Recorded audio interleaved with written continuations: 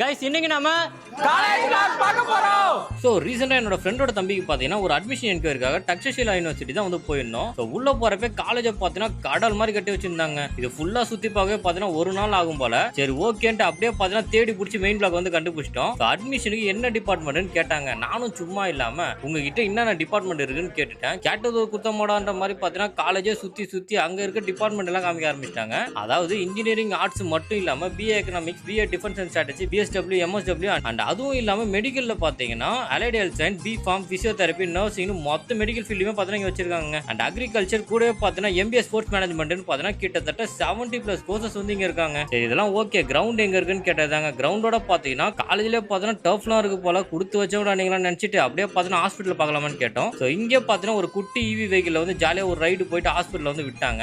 ஹாஸ்பிட்டலும் சும்மா சொல்லக்கூடாதுங்க, பார்க்கவே வந்து பக்காவா இருந்துச்சு.